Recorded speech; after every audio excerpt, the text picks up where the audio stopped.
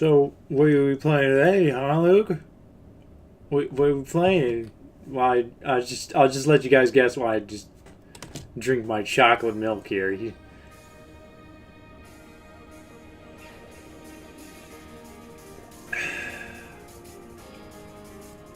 We're playing some Asagao Academy.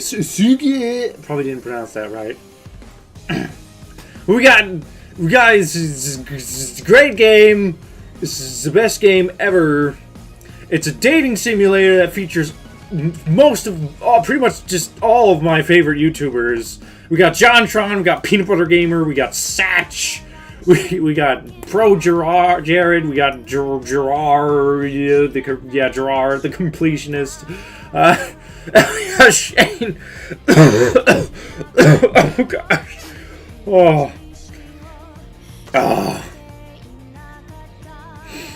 Paul, and then those are kind of just, a lot of these guys just, I don't know about you, I was looking at the two guys, there was a girl over there, those guys were just, where's it? Oh, she's chucking him into bed, she's chucking you, cute. Oh, this is gonna be fun, this is gonna be good fun. What? No! Should I, oh, nice. Should I, skip? I think maybe we'll skip. Is that supposed to be Pro Jared? The sparkly one? Is that Pro Jared? Oh gosh, this is gonna be fun. I'm a big fan. Asagao Academy Normal Boots Club. Okay, let's play. I've already done the pre-reconfiguring things. Chapter 1. This bitch. We're gonna have to do some. Hang on, let me just grab the microphone here. Across from me sat a boy, face half buried in newspaper. He was deeply entranced in whatever article he was reading and hadn't spoken a single word. I'm not going to be able to do that throughout this whole recording. It's going to take forever. I'll just do it from a distance. I can stop pressing buttons. He struggled, nodded, and adjusted his newspaper without ever making eye contact. It'd been almost an hour. In fact, he hadn't once looked at me. Devoid of conversation, I took instead to counting the buttons on the pretentiously lush carmine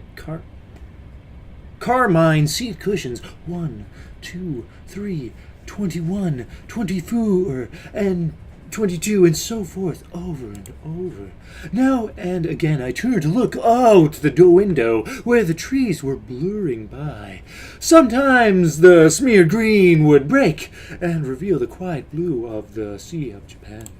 Eventually this rapidly made my stomach churn, and I went back to counting the buttons on the seat cushions. 1, 2, 3. The train compartment shuddered around us. My eyes wandered to the boy and his jacket. It wasn't the school-issued blue that I and the other students on the train were wearing. Instead, it was green, varsity-like jacket with an embroidered patch poorly sewn on the front. Please tell me that's Pro Jared. Oh. I don't know if I can do his voice, so I'm just gonna shimmy something up here. So you're a first year, then. He folded his newspaper neatly in his lap and looked at me with a half-interested gaze. I got a fart. Oh, I just farted myself. Oh, I did it again. Did he just catch me staring?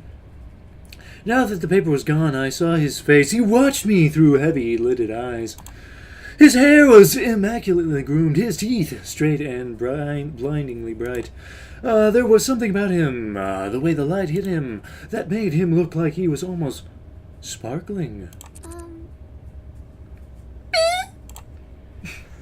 He he glanced around the compartment empty beside us and laughed. Oh no, I'm a first year. I'm a third year. I'm not a first year, I'm a third year. Blah, blah. The train began to slow, metal wheels groaning against metal tracks. The sudden shift threatened to rob me of whatever was left in my stomach, but I closed my eyes and took a deep breath, willing myself to keep it together. Chocolate milk time. Ugh. Chocolate milk is great for your vocal cords, by the way, when you're voice acting. No, it's not. That's a total bullshit lie.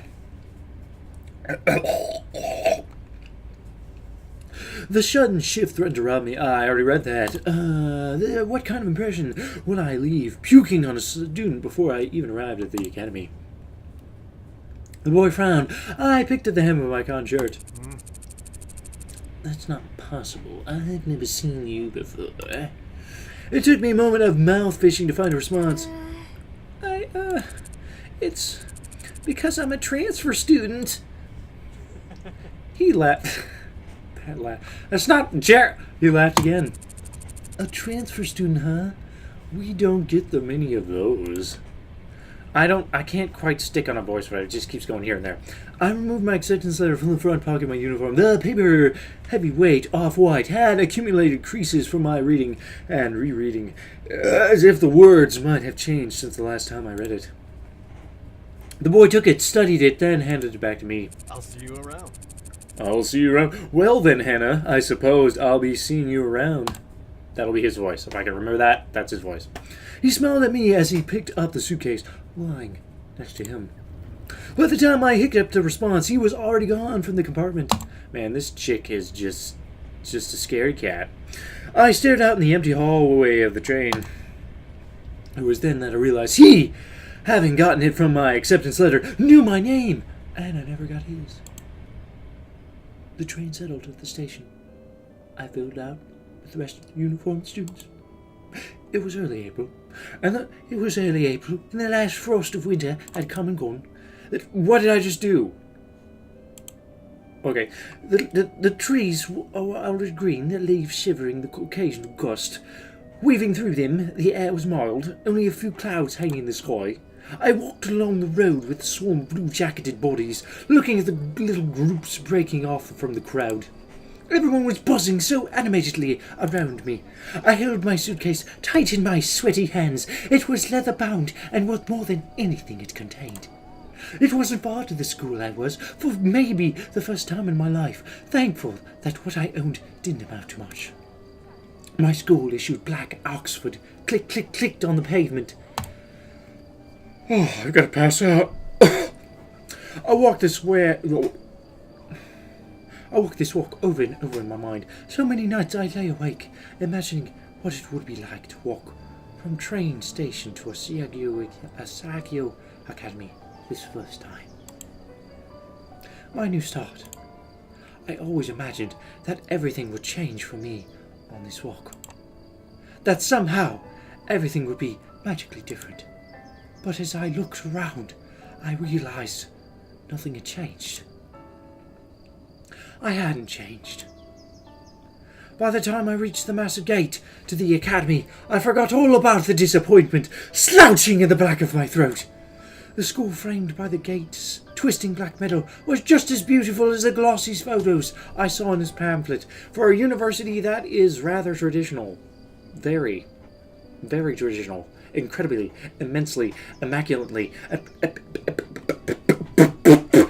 This was it. Asagao Academy. I glanced around. The swarm of students gathered around the gate. Beyond it, tiny blue people bounced around the academy's main building. A girl pressed a button to one side of the gate. The excitement in the air was almost palpable. Man, the words are just so well penned. Very well penned. A few moments later, the black gate, with great effort, creaked outwards and cleared the pathway. As the rest of the group shifted into motion, I followed along, a sheep in the herd, so to say. My stomach tied itself into knots. The crowd split off into different directions. For a moment, I panicked. A tired-looking man with greying hair called out for first years, a cluster of fresh-faced students gathering around him. Hey, look at that girl. I turned a few feet away. A small group of boys were pointing at me and snickering.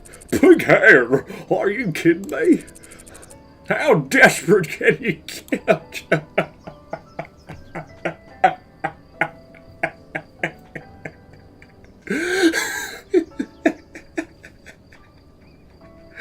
I wish I had pink hair. Hot shame crawled down my neck. I attached myself to a group of girls, following a few steps behind them. In the distance, cicadas hummed in time to my shoes, crunching and scrapping. My hair. I got a barf. Maybe not. Oh gosh. You know that feeling when you get when you like have to burp and just get it's there but you don't? That's what just happened. Anyways, my hair. It wasn't my fault that my hair looked like this. I only dyed it. Of course, this is like anime based, so naturally her hair would be pink.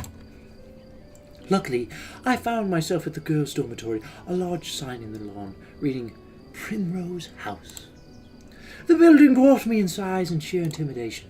How many students did Asagao have? As I approached, ooh, she's kind of cute. Look at her, little cute.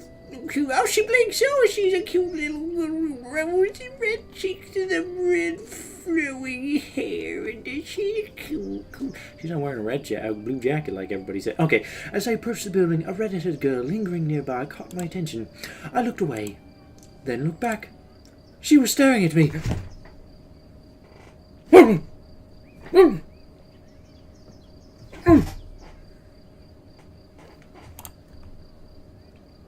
She walked over.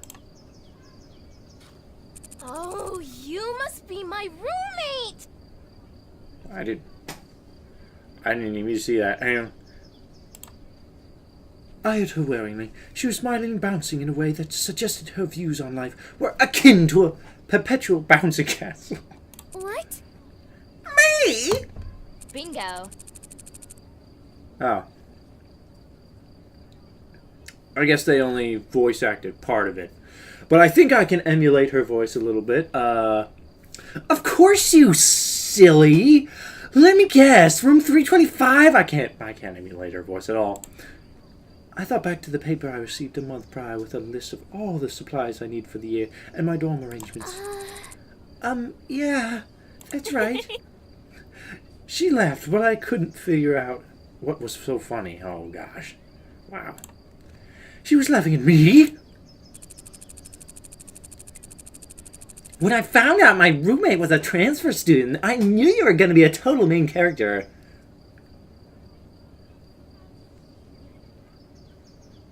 Let me just. I don't have a. I wish I had a piece of cardboard right next to me, because I would totally slap myself in the face with that to emulate the fourth wall breaking, but I don't. If you're wondering why I was looking around, that's what, because I was finding some random ass piece of cardboard or something to slap against my face, but I don't. So, we're going to move on. What am I? Okay. I'm sorry? What? Mm-hmm. When I saw you outside the gate, I knew it was you. I mean, look at that hair. I felt a lump forming in my throat. What was she talking about? She had been making fun of me. I hadn't spent more than 5 minutes on campus, and I was already being mocked. My hands began to tremble. Is there something wrong with my hair? Her face slackened from its aroused, amused smile to a more worried expression. Then she began to laugh again. Oh, no. It's great, I'm sorry. It's kind of... You can just voice that part. I mean, I didn't want to say it anyways. We're getting off on the wrong foot, aren't we? Oh, gosh. It's kind of funny whenever you... No, it's not funny. It's awkward whenever you read it off and, like, they read that part. Oh, gosh, and it's like, just, you don't go on. It just stops there. We're just awkwardly staring at each other like this.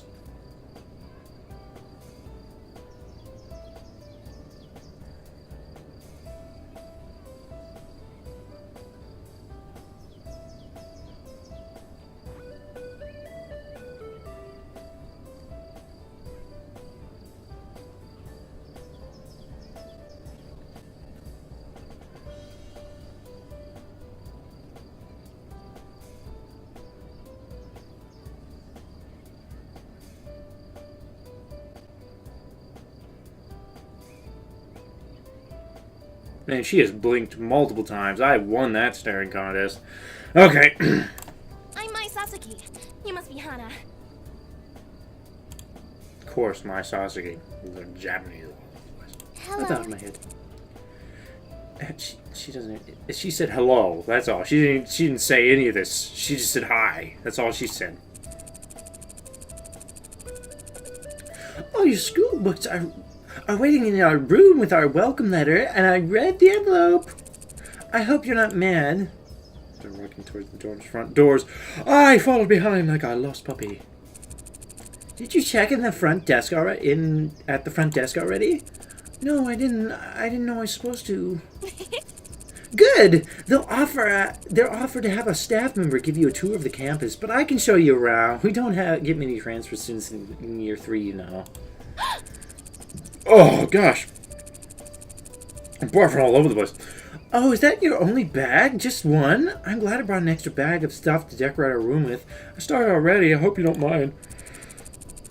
But I did wait to string the lights. I thought we could do it together, you know? She spoke quickly, the words bubbling from her mouth, and left me no time to answer until the end of her monologue. Yeah, okay, that sounds good. She held the front door open for me, and I hurried inside. Girls filled up and down the hallway, howling greetings and exchanging vague necessities that were more often than not, "How was your break?" and "Look at how tan you got." It seemed like everyone knew each other. I followed Mai as she led me through the maze of students and up 2 flights of stairs. Each dorm floor looked the same as the last, narrow white doors lining both sides of the pale pink walls. Thin gold numbers were tackled to the front of each, the numbers rising as we climbed. You're not missing anything with the campus tour. I promise. Mr. Saitomo does them every year, and he's like totally dull. He just drags you around the entire campus and talks in that weird squeaky voice of his.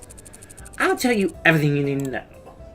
I smiled, trying to let this calm my nerves. Thanks. We headed down a hallway of the 3rd floor. Mai stopped us in front of door number 325. Here we are! Oh. Obsession. Alvin Stein. Tortured souls. Only my guitar understands me. The only my guitar understands me world tour. And then there's a hot dude right there. Oh my gosh, it's the perfect room for a teen or whatever. If this is it's probably like high school, but you know, it may be college. It's probably college. That's what it is. I'm gonna say it's college because it's an academy. A faint smell of potpourri maybe wafted through that room. The walls, like the hallway, were soft, powdery pink. Mai already defaced them with a tapestry of posters, magazine cutouts, and photographs. Defaced, she must have not liked them. Anyways, some of the photos were of cats, but most were of male models and rugged musicians. From what I can see, most of those photos are of male musicians and rugged models. I only see a couple of cats right here, and one of those is a dog. A bunk bed, 2 writing desks with wooden chairs, a small dresser, and a mirrored vanity, all clearly provided by the school, were the only pieces of furniture in the dining room. The top bunk was already covered in a neatly tucked blanket, and throw pillows of clashing colors. The bottom bunk had a single stiff-looking pillow and a thin cotton blanket that I didn't need to touch to know it was horribly itchy. I must have grimaced because Mai quickly smiled at me. I brought way too many pillows and blankets. I always overpack. I went to Italy over break, and Mom got really mad at me because I brought like 5 bags. But we were only there for like a week. She laughed, pulled several blankets and pillows from her bunk, and I...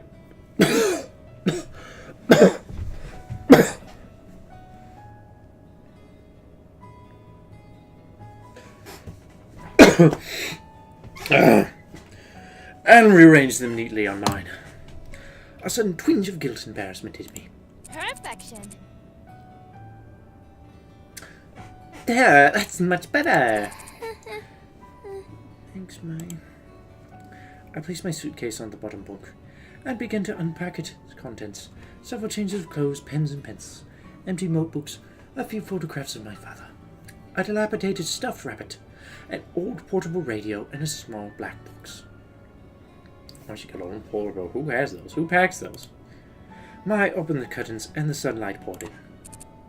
So, where are you from? I slid the now empty suitcase onto the bottom bunk. Come on, where's the part where I date JONTRON? Come on, jeez. About 2 hours north of here, it's a small town called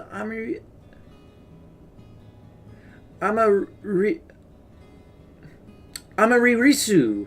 You probably hadn't heard of it. I set the stuffed rabbit, Mr. Bunny, on my bed, besides a purple and teal throw pillow. Oh! Did you go to a different boarding school, or... No, I went to a public school down the street from my house. Public school? What was that like? Were the students mean? Did you have a lot of friends? I always went to private schools. My parents work a lot. My dad goes overseas, so I think they stuck me here for convenience. Oh, hey, what's that? I removed an ornately patterned origami crane from the black box and was setting it on the unclaimed writing desk. Oh, this? My mother made it for me a long time ago. I set it back beside a stack of thick textbooks, which I assumed were provided for me. Aww. She's got such a cute voice. I like her voice. It's cute. Anyways. Wow, it's so pretty. I've never seen... Her real voice, not my version. I've never seen paper like that before. Oh yeah, the lights. Let me get them. Mai went to her own desk, opened the drawer, and pulled out a long, tangled string of fairy lights. I thought these would look nice. Here, help me string them up. She grabbed a container of push pins, then pulled her wooden desk chair out, and over the one wall, I did the same with my own. This voice is killer. Oh, gosh, it's so... My computer just made a noise. Together, we pinned the lights around the perimeter of the room. How was the train ride over? Did you meet anyone?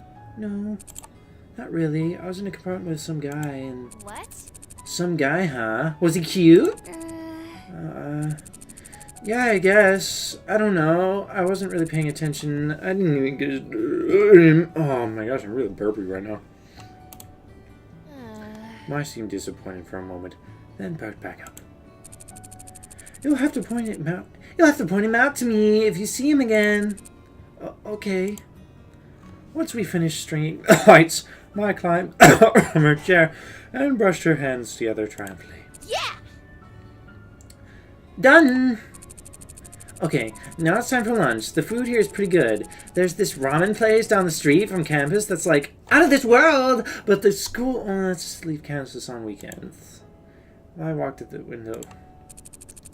We could go today because it's Sunday and it's pretty nice out, but I guess you might want to go to the cafe since you just got here. We could... She was suddenly interrupted by her own enthusiastic laughter. Oh my gosh! Mimi Santos totally tripped outside and fell on her face. I saw it. Oh gosh, is that mean to laugh? Maybe I shouldn't have. Oh well, anyways, let's go eat. I'm totally starved. She led me out of the room before I even had the chance to respond. The cafeteria was buttoned with students excited for the new year. Alright. At this point, we're going to go ahead and... At this point in the episode, we're going to have to go ahead and save for the moment. Don't want to make it too long now. I mean, you have to go to work or school or possibly go to bed or something along those lines. I don't want to take up much of your time. Although, if you do wish to continue watching, there will be another episode. It might not be out today, but it should be out tomorrow or the day after. It's all around there. Can't promise you. I have a lot of content coming out lately. A lot of comments. You can comment. Feel free to comment if you like, but I may or may not read it. We'll see. I love you. I love you a lot. Goodbye.